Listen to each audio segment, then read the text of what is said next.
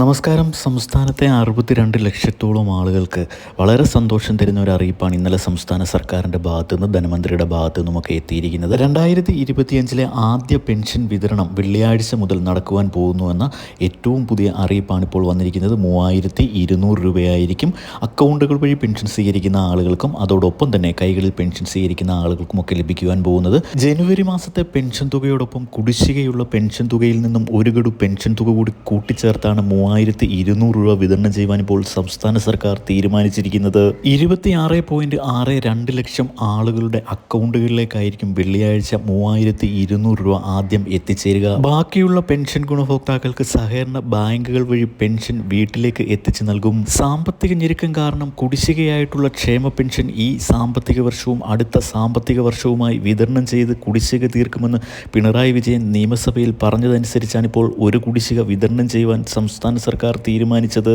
ഇന്ത്യയിലെ ഏറ്റവും സമഗ്രമായ സാമൂഹിക സുരക്ഷാ പെൻഷൻ പദ്ധതി നടപ്പാക്കുന്നത് കേരളത്തിലാണ്. 2024 മാർച്ച് മാസം മുതൽ എല്ലാ മാസവും കൃത്യമായി 1600 രൂപ വീതം അക്കൗണ്ടുകൾ വഴി പെൻഷൻ സ്വീകരിക്കുന്ന ആളുകൾക്കും അതോടൊപ്പം തന്നെ കൈകളിൽ പെൻഷൻ സ്വീകരിക്കുന്ന ആളുകൾക്കും സംസ്ഥാന സർക്കാർ വിതരണം ചെയ്തു വരുന്നുണ്ട്. 2025 ആദ്യ മാസത്തിൽ തന്നെ 3200 രൂപ പെൻഷൻ അക്കൗണ്ടുകളിലേക്കും കൈകളിലേക്കും ലഭിക്കുക എന്നത് 62 ലക്ഷത്തോളം പെൻഷൻ ഗുണഭോക്താക്കൾക്ക് വളരെ സന്തോഷം തരുന്ന ഒരു അറിയിപ്പ് തന്നെയാണ്. ഇത്തരത്തിലുള്ള എല്ലാ അറിയിപ്പുകൾക്കുമായി ചാനൽ സബ്സ്ക്രൈബ് ചെയ്യുക, വീഡിയോ ഒന്ന് ലൈക്ക് ചെയ്ത് കൂടി കാണുക.